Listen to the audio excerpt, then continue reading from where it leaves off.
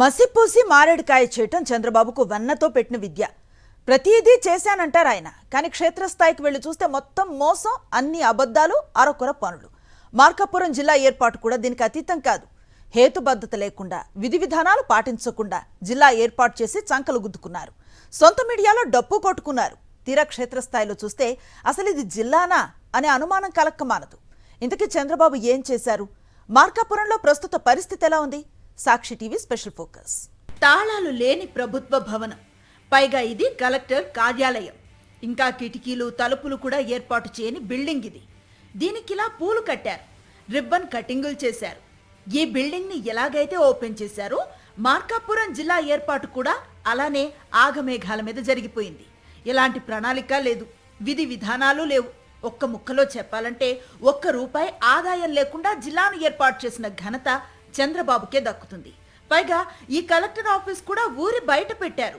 కేవలం కూటమి నేతల భూములకు రేట్లు పెంచుకోవటం కోసమే ఈ పని చేశారనే విమర్శలు వినిపిస్తున్నాయి.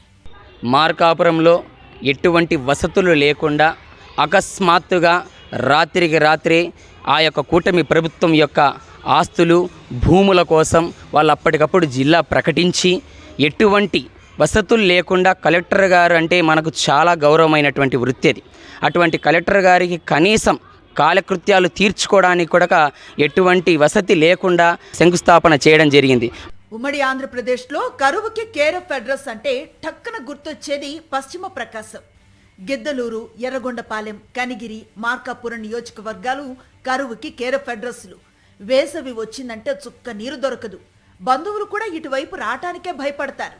అలాంటి పశ్చిమ ప్రాంతానికి మార్కాపురంని కేంద్రంగా చేసి జిల్లా ఏర్పాటు చేశారు చంద్రబాబు.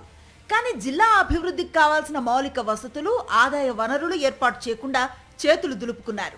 జిల్లా చేశారు, కానీ ఈ జిల్లా యొక్క రూపము చంద్రబాబు గారు ఏదైతే చెప్పారో ఆయనే దారి తప్పాడు, మాట తప్పాడు కూడా. కారణం ఏమంటే దరిబుడుగు దర్శి ప్రాంతంలో 5 మండలాలు నీట కలపల, తాటా నీళ్ళు కూడా లేవు ఈ ప్రాంతం అంతా కూడా. మరి ఈ పరిస్థితుల్లో మేము ఉన్నాము. నల్లబల పక్కన నల్లబల అడవి, ఈ పక్క వచ్చేరకు నీళ్ళు లేవు. వెల్లుండ ఫ్యాక్టరీ ఈయనే 35 ఏళ్ళ క్రితం ప్రారంభించాడు. ఆ రోజు ₹1 ఇచ్చాడు. ఆ తర్వాత పరిణామాల్లో 4 సార్లు ముఖ్యమంత్రి ఒక్క పైసా డబ్బులు ఇవ్వలేదు. కలెక్టర్ ఆఫీస్ కు కిటికీలు, తలుపులు లేనట్లుగానే మార్కాపురానికి కూడా అభివృద్ధి చేయడానికి ఎలాంటి భూమి లేదు. చివరికి దొనకొండను కూడా మార్కాపురం జిల్లాలో కలపలేదు. దొనకొండ కలిస్తే రైల్వే లైన్, ప్రభుత్వ భూములు అందుబాటులోకి వచ్చి ఉండేవి. ఆ పని చేయలేదు చంద్రబాబు. అక్కడికొస్తాయనుకున్న దర్శి ప్రాంతానికి చెందిన 5 మండలాలని కూడా మార్కాపురంకు లేకుండా చేశారు. ఈ అల్లుపురం దగ్గర నుంచి మార్కెట్ యార్డ్ వరకు, అల్లూరుపురం దగ్గర నుంచి మార్కెట్ యార్డ్ వరకు మొత్తం అది కంప్లీట్గా రోడ్డు వైడన్ చేయాలి. అట్లాగే రైల్వే స్టేషన్ నుంచి ఖమ్మం రోడ్డు వరకు, ముళ్ళకమ్మ వరకు కూడా, గవర్నమెంట్ హాస్పిటల్ వరకు ఇది కూడా డబల్ రోడ్డుగా మంచి బాగా వైడన్ చేస్తే తప్ప ఇది పట్టణంగా ఇది పల్లెటూరు కింద లెక్కే.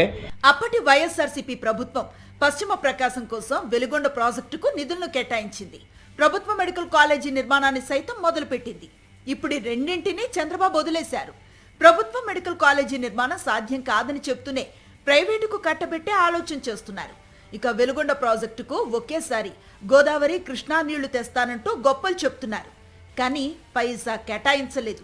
ఓవైపు ఇలా మొండి చేయి చూపిస్తూ మరోవైపు జిల్లాను ఏర్పాటు చేయటంలో అర్థం లేదంటున్నారు మార్కాపురం వాసులు. పైసా ఉపయోగం, రూపాయి రాబడి లేకుండా జిల్లాను ఏర్పాటు చేసే బదులు తమ పంటలకు నష్టపరిహారం ఇస్తే అదే 10,000 అంటున్నారు మార్కాపురం రైతులు.